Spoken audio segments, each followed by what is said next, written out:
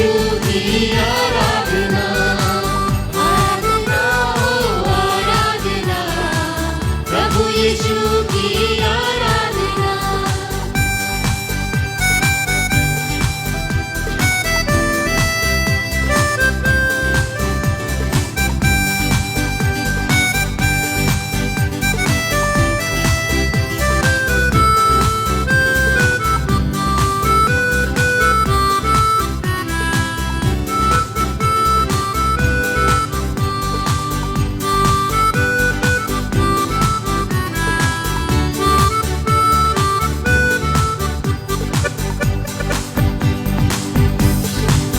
शांतिदाता की आराधना, मुक्तिदाता की आराधना, शांतिदाता की आराधना, मुक्तिदाता की आराधना, आराधना हो आराधना, प्रभु यीशु की आराधना, आराधना हो आराधना, प्रभु यीशु की आराधना।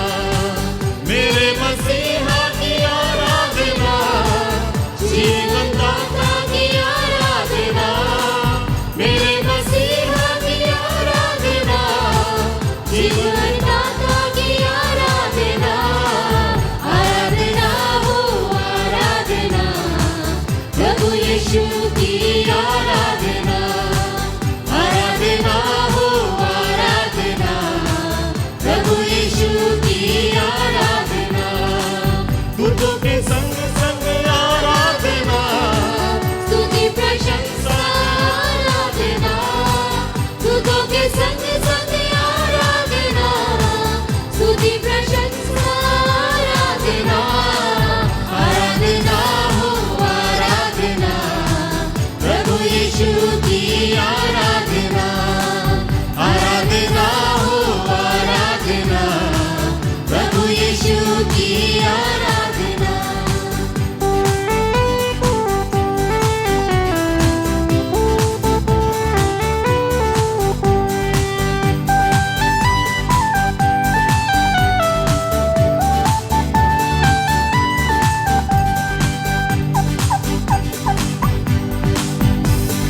सागर से भी गहरा, पर्वत से भी ऊंचा, तारों से भी ज्यादा प्यार है तेरा, सागर से भी गहरा, पर्वत से भी ऊंचा, तारों से भी ज्यादा प्यार है तेरा, प्यार है तुझसे ही प्यार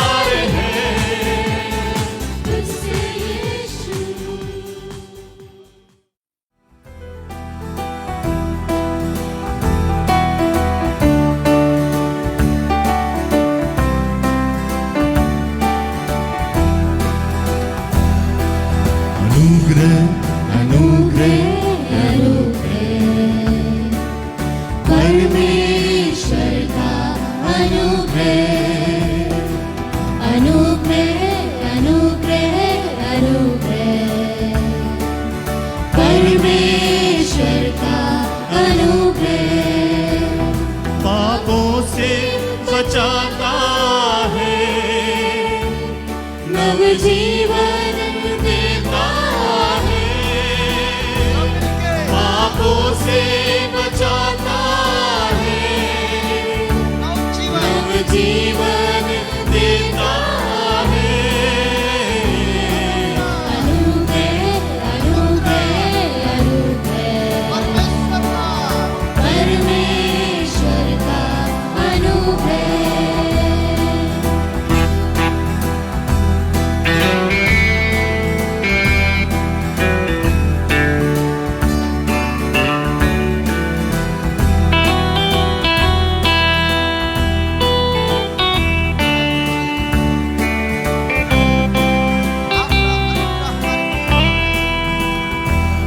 पवित्र आत्मा देता है,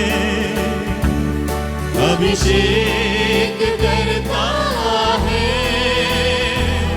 पवित्र आत्मा देता है, अभिषेक करता है। अनुग्रह अनुग्रह अनुग्रह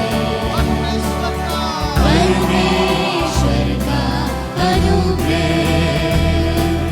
अनुग्रह अनुग्रह अनुग्रह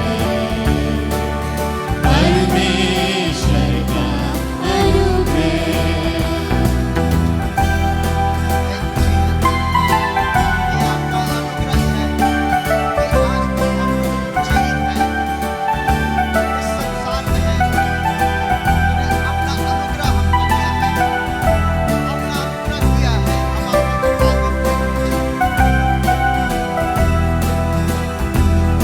आशीष देता है, चंगाई करता है,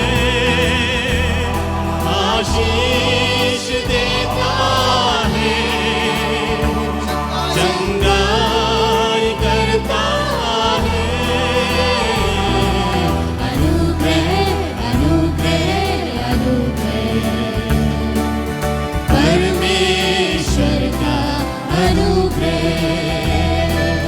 अनुग्रह अनुग्रह अनुग्रह परमेश्वर का अनुग्रह। अनुग्रह अनुग्रह अनुग्रह परमेश्वर का अनुग्रह।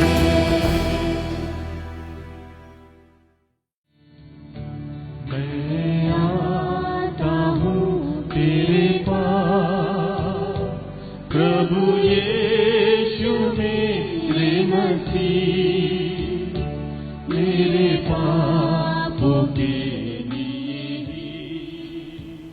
पवित्र बाइबल के पुराने नियम, पुराने भाग की पहली किताब उत्पत्ति की किताब, जिसके अंदर संसार के निर्माण के बारे में, किस तरीके से संसार की शुरुआत हुई, उसके बारे में पूरा जिक्र है इसके अंदर।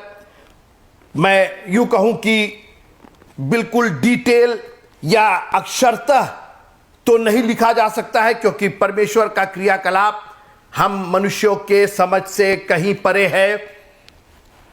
मनुष्य पशु समान सरीखा मनुष्य इसे नहीं समझ सकता, लेकिन प्रभु का धन्यवाद हो कि वो अपनी आत्मा के द्वारा इस अपने बीज को हमारे जीवनों की खेती में बोता है। इस मन में, इस हृदय में वो इस बीज को बोता है ताकि ये फले फूले और 100 गुना फल लेकर के आए। अभी तक हमने उत्पत्ति का पहला अध्याय देखा, दूसरा अध्याय देखा, तीसरा अध्याय देखा और चौथे अध्याय में हमने पिछले संडे देखा था कि किस तरीके से दो भाई भेंटें लेकर के आते हैं। एक भाई बगैर परमेश्वर की मर्जी के अपने मन से कुछ लेकर के आया। वो पहला भाग नहीं था, वो जो बचा हुआ, एक ट्रांसलेशन में लिखा हुआ है कि जो कुछ की बात है कि वो कुछ लेकर के आया, बचा खुचा लेकर के आया। सोचिए, और आज हम भी बची खुची हुई चीज, अगर बच गया तो 10वां अंश दे देंगे, बच गया तो संडे में दे देंगे, बच गया तो दे दिया जाएगा, 10 रुपया बच गया, जो बचा वही दिया जाएगा। ऐसा मत कीजिए मित्रों। परमेश्वर ने आपको बची खुची जिंदगी और बची खुशी आशीष नहीं दी है। परमेश्वर ने आपको बहुतायत का और भरपूर जीवन दिया है। हालेलुया। और आज हम उसी कड़ी को आगे बढ़ाते हैं। उसकी भेंट, कैन की भेंट ग्रहण नहीं की गई, और वहीं हाबिल की भेंट जो कई एक पैलौठे लेकर के आया था, पिछलौटे नहीं, पैलौठे लेकर के आया था। प्रायोरिटी दिया उसने, बोला पहले प्रभु को चढ़ाया जाएगा, ये सब पैलौठे। और आज मैं आपको चैलेंज करना चाहता हूं, आपने अपने पैलौठों को, अपनी जिंदगी के पैलौठों को, अपनी जिंदगी के समय के पैलौठों को, अपनी जिंदगी की कमाई के पैलौठों को, अपनी जिंदगी के टैलेंट के पैलौठों को प्रभु को कब चढ़ाया है? हर चीज का पैलौठा, पैलौठा मतलब द फर्स्ट। आप अपने सप्ताह की शुरुआत कैसे कर रहे हैं? द फर्स्ट किसको बना रहे हैं? पहले कौन है ये बताइए, क्योंकि सारा खेल तो पद का है, पहलेपन का है। आज सब होड़ में लगे हुए, पहले कौन पहुंचेगा, पहले कौन आएगा, पहला कौन होगा। याद रखिएगा, हमारा प्रभु पहला था, पहला है और पहला ही रहेगा। तालियां बजा करके उस पहले प्रभु का धन्यवाद कीजिए। उसके पहले कोई नहीं था, उसके पहले ना कोई आज है और ना उसके पहले कोई होगा। वो हमेशा पहला है, पहला रहेगा, और रहेगा तो वो तो है ही है। मेरी जिंदगी में ये वादा कीजिए कि प्रभु मेरी जिंदगी में, हर काम में, हर सोच में, हर लेने देने में, हर क्रियाकलाप में, हर त्योहार में, हर फंक्शन में, हर उत्सव में आप पहले होंगे। जहां पर पद की बात होगी, जहां आगे पीछे की बात होगी कि पहले कौन रहेगा, बाद में कौन रहेगा, तो पहले तो आप ही रहेंगे। एक कुर्सी खाली रहेगी खुदावंद, पहली कुर्सी आपके नाम रहेगी, वो खाली, भले ही उस पर कोई बैठे ना बैठे, उस पर आप विराज करेंगे। मेरी जिंदगी में आप पहले होंगे। और मित्रों, आप प्रभु को पहला करके देखिए, उसके बाद तो सारी चीजें अपने आप लाइन से लग जाएंगी। जैसे कहते हैं ना, मैं जहां से खड़ा होता हूं वहीं से लाइन शुरू हो जाती है। जहां से प्रभु खड़ा हो जाएगा, आपकी जिंदगी में आशीषों की लाइन वहीं से शुरू होगी। परमेश्वर को ए बनाइए, अल्फा बनाइए। आप बी को पहले नहीं रख सकते, ए के पहले नहीं रख सकते, ब को अ के पहले नहीं रख सकते हैं मित्रों। और वैसे ही हमारे प्रभु का यह नियम है कि वो पहला था, पहला है और पहला ही रहेगा। इसलिए हाबिल के समान अपनी भेंटों को लेकर के आइए। पहले उसके राज्य और धर्म की खोज करो, पहले उसको सब कुछ दे दो, पहले मेरे लिए एक रोटी बना करके लेके आओ। कई एक पैलौठे, जिंदगी के हर पहलू के पैलौठे प्रभु को दिए जाने चाहिए। पहला प्रायोरिटी, प्राथमिकता हमारे प्रभु को दी जानी चाहिए। और जब कैन की भेंट ग्रहण नहीं की गई तो परमेश्वर ने एक मौका दिया। सुनिएगा, इतनी अच्छी बात, मैं प्रभु का इतना धन्यवाद करता हूं। और खास करके जब भी मैं पढ़ता हूं कि प्रभु ने कैन को सुधरने का, उसको वापस जिंदगी पाने का, आशीष पाने का एक मौका दिया। और आज मैं आपसे निवेदन करना चाहता हूं, कहीं ऐसा तो नहीं है कि God is talking to you second time.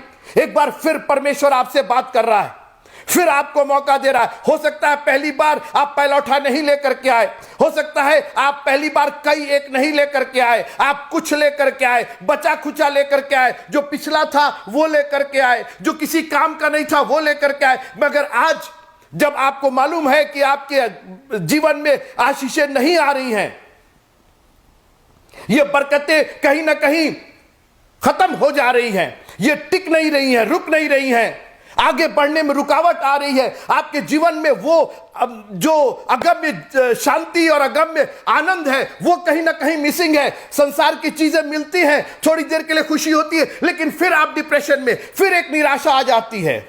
कहीं ऐसा तो नहीं कि परमेश्वर इस संदेश के द्वारा, आज आपको इस संदेश के द्वारा, हो सकता है कि आप इसको देख करके आगे बढ़ा दे, बोले ठीक है, कहीं ऐसा तो नहीं है मित्रों, God is talking to you. परमेश्वर आपसे बात कर रहा है।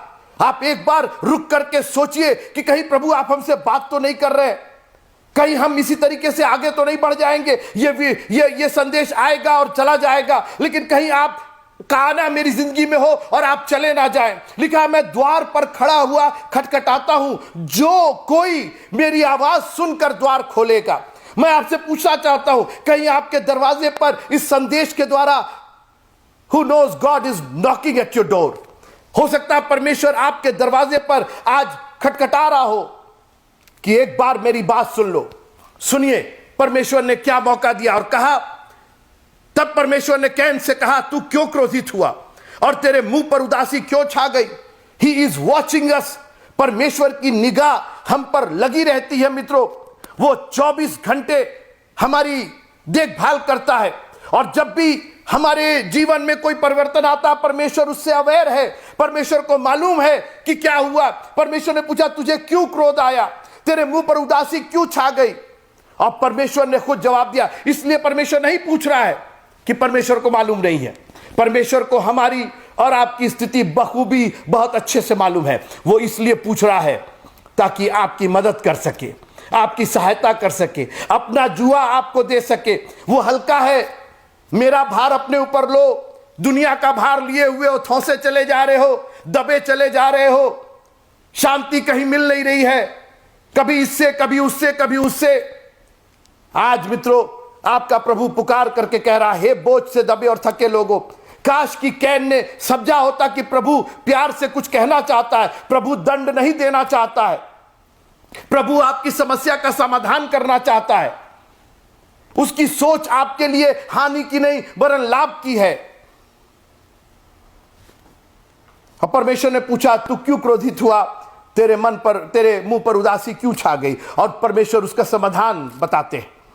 और सुनिएगा, उत्पत्ति किताब उसका 4 अध्याय और उसकी 7वीं आयत। यदि तू भला करे तो क्या तेरी भेंट ग्रहण न की जाएगी? उपाय देखिए, all that you have to do is do good. भलाई करना है, और वो भलाई मैंने आपको बताई थी, परमेश्वर के प्रति भलाई।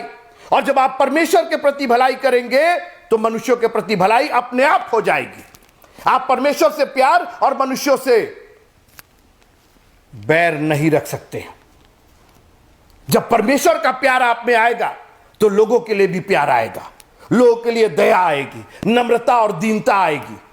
मैं परमेश्वर के प्यार को बांटने की बात नहीं कर रहा हूं, वो तो हमारा पहला प्यार ही है, उसके साथ कोई कॉम्प्रोमाइज नहीं है। लेकिन उसका प्यार हमें लोगों तक पहुंचने के लिए, कि लोग बच जाएं, लोग उद्धार पा जाएं, लोगों को जीवन का मार्ग मिल जाए, एक कंपैशन आ जाएगा मित्रों आप में, एक दया आ जाएगी, एक रहम आ जाएगा आप में, एक प्यार आ जाएगा जो उसने कलवरी क्रूस पर दिखाया। वही प्यार हमारे और आपके लिए आ जाएगा मित्रों।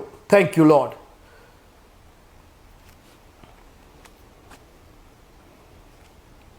यदि तू भला करे तो क्या तेरी नहीं सुनी जाएगी? आज मैं आपसे पूछना चाहता हूं, आपकी भलाई कहां गई? क्या आप नहीं चाहते कि आपकी सुनी जाए? परमेश्वर उपाय बता रहा है, क्योंकि कैन भला नहीं कर रहा था। डिटेल नहीं दिया है कि उसने क्या क्या किया, लेकिन कहीं ऐसा लग रहा है कि उसने भलाई नहीं की। एक तो बचा खुचा लेकर के आ रहा है, पिछला लेकर के आ रहा है, पर में भूमि की उपज लेके आ रहा है, कहीं कुछ उसका भलापन नहीं दिखाई दे रहा। और वही हाबिल पैलौठा लेके आ रहा है, एक नहीं कई एक लेके चला आ रहा है। यदि तू भला करे तो क्या तेरी भेंट ग्रहण ना की जाएगी, और यदि तू भला ना करे तो पाप द्वार पर छिपा रहता है और उसकी लालसा तेरी ओर होगी और तुझे उस पर प्रभुता करनी है।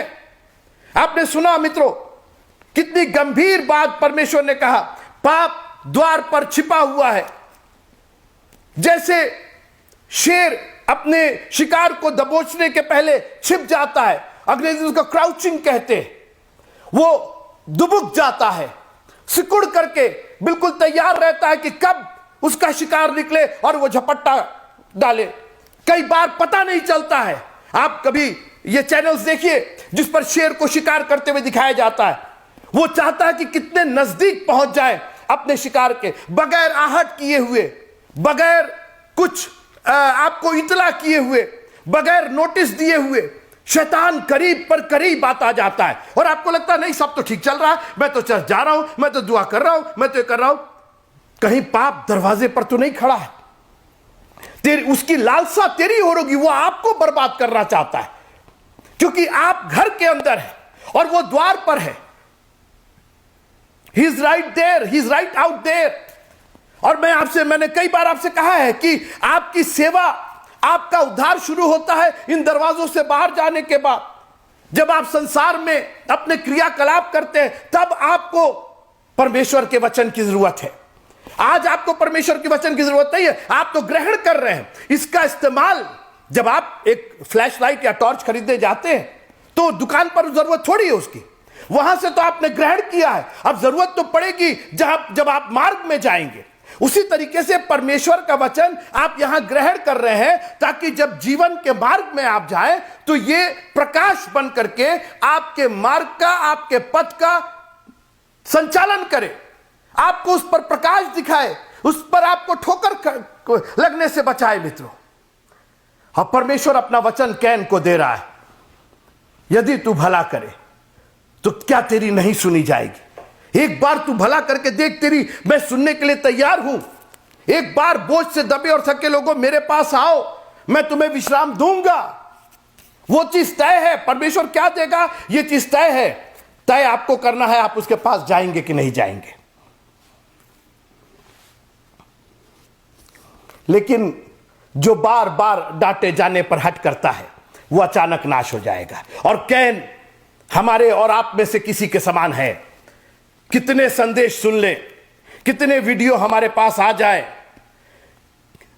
कितने बार हम चर्च चले जाए, हट नहीं जाता है, अहम नहीं जाता है, क्रोध नहीं जाता है। और बाइबल क्रोध के विषय में भी बहुत स्पष्ट रूप से बात करती है कि क्रोध तो करो मगर पाप मत करो, क्योंकि क्रोध एक ऐसा खतरनाक वातावरण है, एक खतरनाक चरित्र है जो हमारे जीवन को पाताल की गहराइयों तक पहुंचा देता है।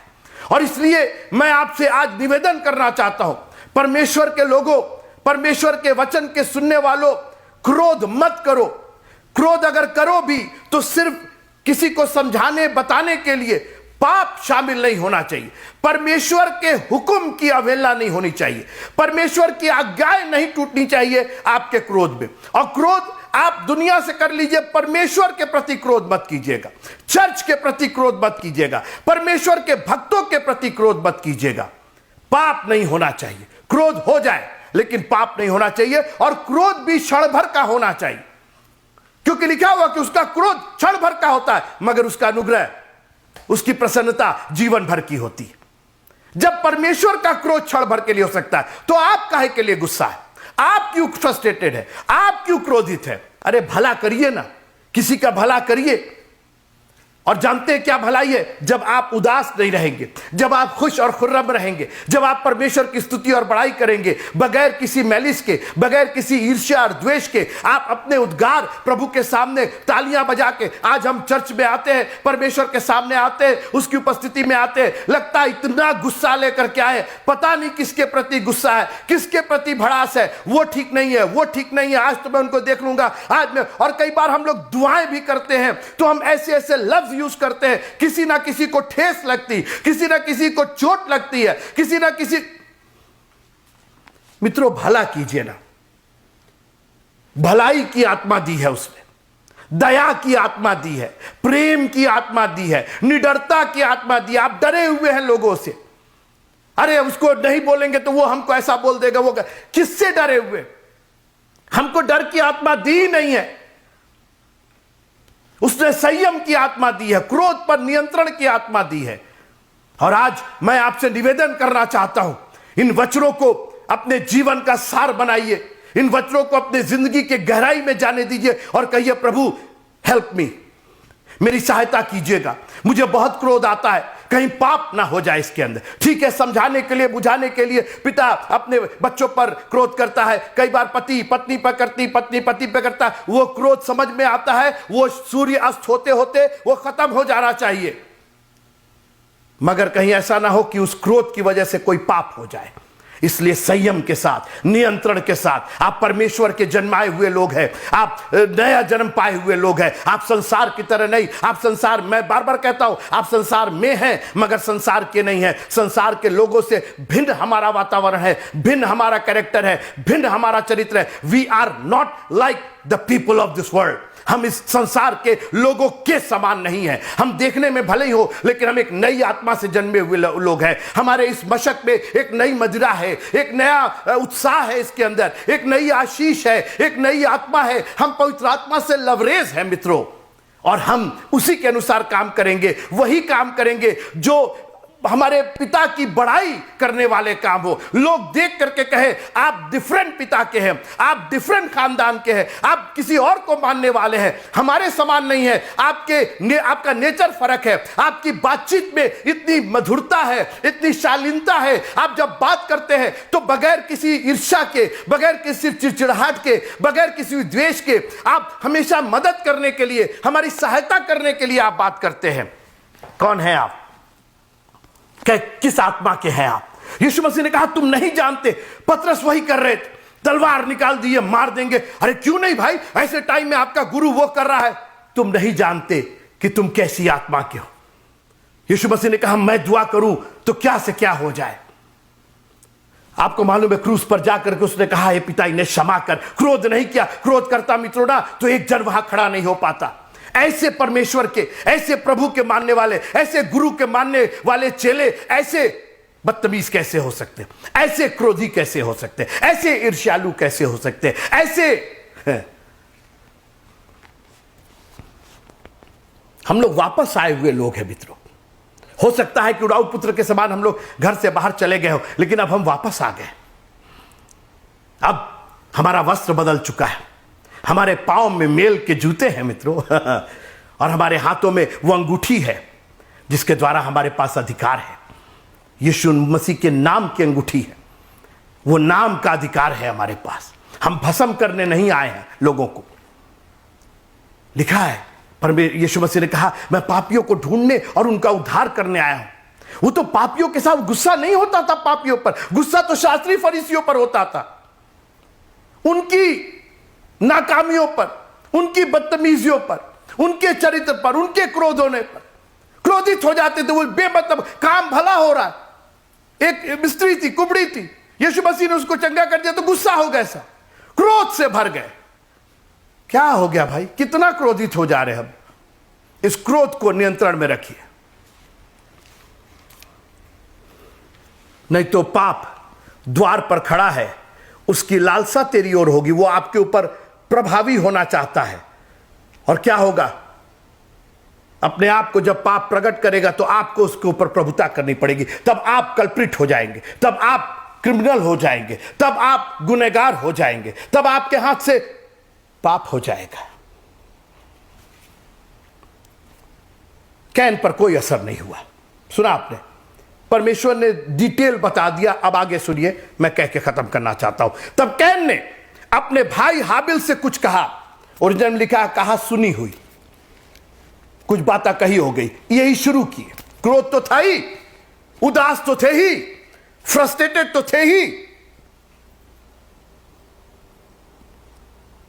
बजाय प्रभु के पास, अरे प्रभु जी आप सॉरी, आई एम सॉरी, जबकि प्रभु ने, परमेश्वर यहोवा ने बता दिया कि तू क्रोधित है, तेरी भेंट नहीं ग्रहण की गई, और उपाय भी बताए यदि तू भला करे तो तेरी भेंट ग्रहण की जाएगी। उसका परिणाम भी बताया कि अगर नहीं करोगे तो नहीं की जाएगी, और फिर पाप पर तुमको प्रभुता करनी पड़ जाएगी। डिटेल दे दिया। परमेश्वर का वचन ये वो सोटा और वो लाठी है जिससे हमें शांति मिलती है मित्रों। लेकिन इनको तो परमेश्वर के वचन को चाहिए नहीं था ना, ये तो अपने ही क्रोध में, अपने ही अकड़ में हाबिल से कहा सुनी हो गई। और जब वे मैदान में थे तब कैन ने अपने भाई हाबिल पर चढ़कर उसे घात किया। यह क्रोध अच्छी चीज नहीं है मित्रों। यह क्रोध हमारे हाथों से पाप करवा देता है, और उसी क्रोध में पाप ने प्रभुता की इसके ऊपर।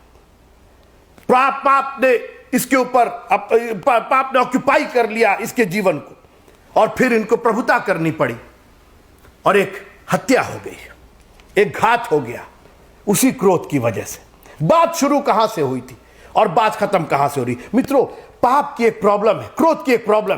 क्रोध पाप को जन्म देता है, और उसके बाद पाप दूसरे पाप को जन्म देता है। अगर उसको बीज पर ही खत्म कर दिया जाए, शुरुआत में ही खत्म कर दिया जाए, हम लोग कई बार चीजों को फेंकते रहते, बजाय शुरू में ही आई एम सॉरी, माफ कीजिएगा बहन जी, भैया माफ कीजिएगा, अरे हो गया ना भाई, माफ कर दीजिए हमको। अगर इतना हम पहले ही कह दें तो फिर आगे जाके पछताने की जरूरत नहीं, अरे क्या कर दिया मैंने, अरे मैंने क्या कर दिया, अरे ऐसा नहीं करना चाहिए था मुझे। पहले ही सॉरी हो जाए दोनों पक्षों के से, भैया सॉरी, अरे नहीं आप क्यों सॉरी भाई, मैं सॉरी हूं, आई एम सॉरी, हमको नहीं बोलना चाहिए था हमको। मैं अपने घर में करता हूं, कई बार मैं अपने बेटे को कुछ बोल देता हूं, मुझको फील होता है और फिर मैं माफी मांगता हूं, माफ करना जॉनी, माफ करना, आई एम सॉरी, कोई बात नहीं, तुरंत बात ठीक हो जाती, कोई बात नहीं पापा, अरे पापा है, कुछ भी कह सकते। देखा आपने, वही बात अगर चलती रहती, वो बात वहीं खत्म होती नहीं चाहिए। मां बाप अपने बच्चों से सॉरी मांगो, इतना ईगो मत बनाओ, इतना अपने आप को अकड़ पकड़ नहीं होनी चाहिए। सॉरी वर्ड, माफी का वर्ड, अरे आपके गुरु ने क्रूस पर जाकर के माफी मांगी, उसकी क्या कोई इज्जत नहीं थी, उसका कोई घमंड नहीं था, उसका कोई ईगो नहीं था। पतरस को बोला तलवार रखो, म्यान के अंदर रखो, ऐसी खुले मत रखो, उसको रख दो, अंदर रख दो, अब नहीं इस्तेमाल करोगे तुम नहीं जानते कि तुम कैसी आत्मा के हो।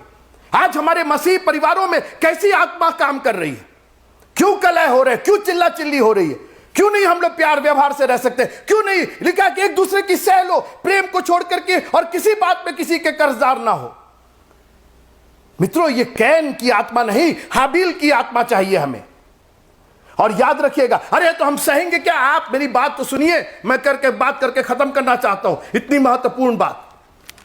मार तो दिए, ये सोचे कि अब तो खत्म हो गया, कहां खत्म हो गया, किसको मारे हो, किसको घात किया है तुमने कैन? अरे वो परमेश्वर की आत्मा का भाई था, वो हाबिल था, कई एक पैलौठे लेकर के आया था, परमेश्वर को उसने खुश किया था, उसकी भेंट ग्रहण की गई थी, उसको तुमने घात किया है। ठीक है, वो तुमसे नहीं लड़ सका, तुमसे बहस में नहीं जीत पाया, लेकिन तुम्हारी जिंदगी तो हारी हुई जिंदगी है, उससे भी ज्यादा जिंदगी हारी हुई है।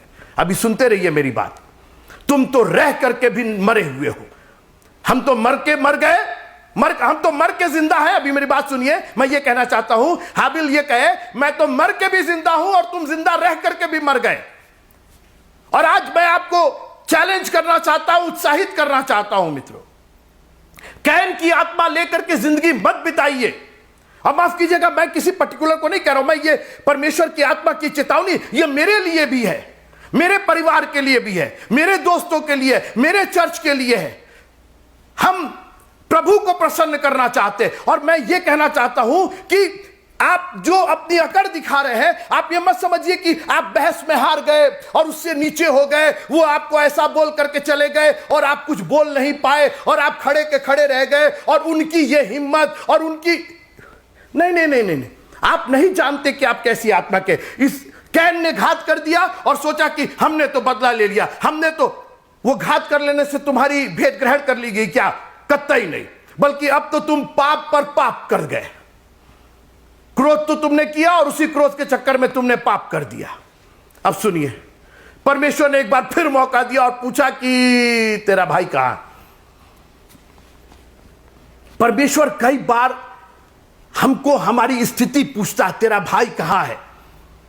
तू बता तेरा भाई कहां है? मुझे तो मालूम है मैं तेरा भाई कहां है, मैं इसलिए नहीं पूछ रहा हूं कि मेरे को जानकारी नहीं है, तुझे मालूम है कि नहीं तेरा भाई कहां है?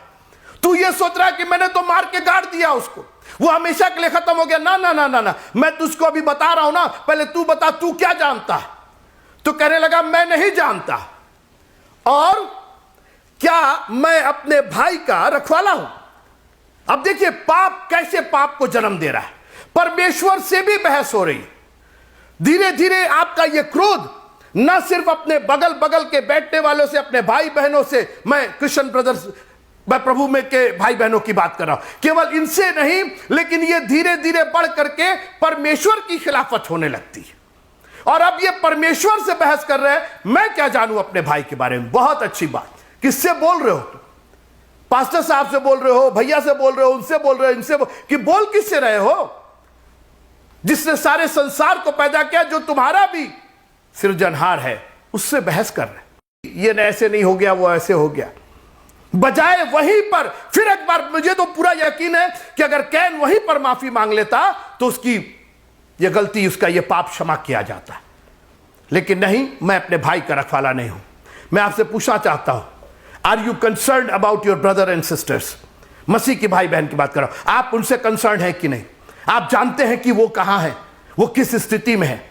आप तो अगर ठीक ठाक है तो आपको मालूम है वो कहे, अरे हमको किसी से मतलब नहीं है, हम कुछ नहीं जानते, हम तो भाई चर्च जाते हैं और अपने से अपना मतलब। बहुत अच्छी बात, बहुत नहीं कीजिए, लेकिन आत्मिक रूप से ये सब भाई बहन, ये जितने लोग प्रभु के प्यारे लोग हैं, ये पूरा संसार जो उसने बनाया है, इससे हम भी कंसर्न हैं। लिखा है कि वो चाहता है कि सब मनुष्यों का उद्धार हो। अरे प्रभु जी, क्या आप दुनिया के चक्कर पड़े? वो चाहता है, वो सारी दुनिया के लिए मारा गया, उसने सलीब पर, ताकि जो कोई उस पर, अरे प्रभु जी वो विश्वास करे, हां, ताकि जो कोई उस पर विश्वास करे वो नाश ना हो पड़े। लेकिन प्रभु जी हम उसको लाइक नहीं करते, तुम नहीं लाइक करते हो, हम तो लाइक करते हैं। अगर वो मेरे पास आ रहा है तो वो लाइकेबल है, वो पसंद आने लायक है, वो पसंद आने लायक है मित्रों। Thank you Jesus, hallelujah, hallelujah, hallelujah, praise the lord. हाबिल मर के भी नहीं मरा और कैन जिंदा रह के भी मर गया। आगे सुनिए, उसने कहा तूने क्या किया? परमेश्वर ने कहा तूने क्या किया है? तेरे भाई का लहू भूमि में से मेरी ओर चिल्लाकर मेरी ओर दुहाई दे रहा। सुना आपने? अरे उसने तो मार दिया था मित्रों, और हाबिल तो का तो लहू बह गया, खत्म हो गया। परमेश्वर की आवाज सुनिए, परमेश्वर कह रहा है तेरे भाई हाबिल का लहू भूमि से मेरी ओर चिल्लाकर मेरी दुहाई दे रहा। Even the blood is crying out. मित्रों, हमें कोई मार नहीं पाएगा। सुना आपने? जो प्रभु पर भरोसा रखते हैं, यह शरीर हमारा खत्म हो सकता है, मिट्टी का है, एक दिन मिट्टी में मिल ही जाना है। अरे मरते तो सभी है, कोई गाड़ी के नीचे आके मरता है, कोई सांप काट लेता है उससे मर जाता है, कोई गड्ढे में गिर के मर जाता है, किसी के ऊपर पेड़ गिर जाता है वो मर जाता है, कोई खेत में ऊपर से बिजली गिर गई। मरने की बात मत कीजिए, मैं बात कर रहा हूं मरने के बाद जिंदा रहने की मैं बात कर रहा हूं। यह हाबिल मर के भी नहीं मरा मित्रों। धार्मिकता का प्रभाव देखिए, धर्मी होने का, आशीषित होने का प्रभाव देखिए कि even after death in the eyes of the world able was dead, but in the eyes of God he was still alive. दुनिया की नजरों में वो मरा हुआ था, मगर परमेश्वर की नजर में जिंदा था। उसका लहू चिल्लाकर दुहाई। चिल्लाता कौन मित्रों? जो जिंदा होता वही तो चिल्लाता है। ये कैन चिल्ला नहीं रहा था, कैन तो बहकी बातें कर रहे थे, मुंह छिपा रहे थे। मैं क्या जानूं, मैं अपने भाई का रखवाला हूं, मैं दुनिया। मित्रों, जीवते परमेश्वर के हाथ में पड़ना बहुत भयानक बात है। The lord is my shepherd, यहोवा मेरा चरवाहा है, मुझे ना इस जिंदगी में घटी होगी और ना आने वाले जिंदगी में घटी होगी। मैं यहोवा के भवन में जीवन पर्यंत निवास करूंगा। आप सुनिए, ऐसी विश्वास और ऐसी दृढ़ बातें जो दुनिया की बातों से कहीं परे है, कहीं ऊपर है। दुनिया की बातें तो डराती और धमकाती और सिर्फ हमें कमजोर करती है, मगर परमेश्वर का कलाम हमें मजबूत करता है, हमें ताकत देता है, हमें हिम्मत देता है कि प्रभु है ना, मुझे तो निश्चय है कि मेरा छुड़ाने वाला जीवित है। जिस दिन आपको यह निश्चय हो गया तो अय्यूब से डबल मुसीबत भी क्यों ना आ जाए, परमेश्वर आपको उससे निकालेगा। जब लहू दुहाई दे सकता है, और परमेश्वर ने उस दुहाई को सुना, मरने के बाद भी दुहाई दे रहा था, मर के भी नहीं मरा, और कैन जीते जी मर गया। परमेश्वर ने दंड दिया उसको, आप पढ़िएगा। बस एक बात अच्छी हुई कि अब कैन को समझ में आया कि परमेश्वर से भाग के हम कहां जाएंगे। परमेश्वर की खिलाफत करके कहां जाएंगे? और उसने तुरंत परमेश्वर की ओर मुख करके कहा, जो कोई मुझे पाएगा वो घात करेगा। आपने जो मुझे दंड दिया है, मैं क्या बताऊं मित्रों, हमारा परमेश्वर इतना दयालु, इतना दयालु। उसके भला ना करने, क्रोध करने, उदासी, भाई को मार डालने, परमेश्वर से बहस करने, झूठ बोलने कि मैं नहीं जानता वो कहां है, मैं भाई का रखवाला, दुनिया की बातें करने के बावजूद परमेश्वर ने उसको आशीष दी और कहा, एक चिन्ह ठहराता हूं और कोई तुझे नहीं मारेगा। अगर किसी ने तुझे छुआ तो 7 गुणा बदला लिया जाएगा। सोचिए आप, उस श्राप में भी वो आशीष दे रहा है। कैसा प्यारा प्रभु है। अगर आप पहली बार उसके पास चले आइए तो फिर आपको इतना ढकोसला करने की जरूरत नहीं पड़ेगी। आपके हाथों से पाप गुनाह होंगे नहीं। आपका कोई काम सफल नहीं हो रहा हो, आपका कोई काम बिगड़ गया हो, हमारा परमेश्वर आपके काम को सफल करेगा। एक बार उससे माफी मांग करके देखिए और कहिए, प्रभु मैं आया हूं तेरे पास, मुझे स्वीकार कर, मुझे ग्रहण कर, और प्रभु आपको अपनी आशीषों से नवाजेगा। हाबिल मर के भी जिंदा रहा और कैन जीते जी मर गया। मैं नहीं जानता हूं कि आप किस आत्मा को लेकर के जी रहे हैं। हाबिल की उस सच्चे दिल से बलिदान चढ़ाने की आत्मा, कई एक पैलौठे लेकर के आने की आत्मा, या कैन की बचा कुचा लेकर के आने की आत्मा। मेरा निवेदन है मित्रों, परमेश्वर के पास बड़ी नम्रता और दीनता के साथ सब कुछ लेकर के उसके पास आइए और कहिए, प्रभु मैं आता हूं। मित्रों, यही जिंदगी नहीं है, इस जिंदगी के बाद भी एक जिंदगी है। हाबिल का लहू पुकार रहा था क्योंकि एक जिंदगी थी। इस जिंदगी के बाद भी क्या आप उस जिंदगी में जाने के लिए तैयार हैं? उसकी तैयारी यही होनी पड़ेगी, भलाई यही करनी पड़ेगी, क्रोध को यही खत्म करना पड़ेगा और बड़े दिल और जान से अपने परमेश्वर पिता की भक्ति करते हुए, उसकी आराधना करते हुए, उस नई आत्मा, उस पवित्र आत्मा की सामर्थ्य में चलते हुए हम आगे बढ़ते चले जाएं, उसमें और गहरे उतरते चले जाएं। प्रभु आप सबको बहुत बहुत बहुत बहुत आशीषों से नवाजे। जय मसीह। स्वर्गे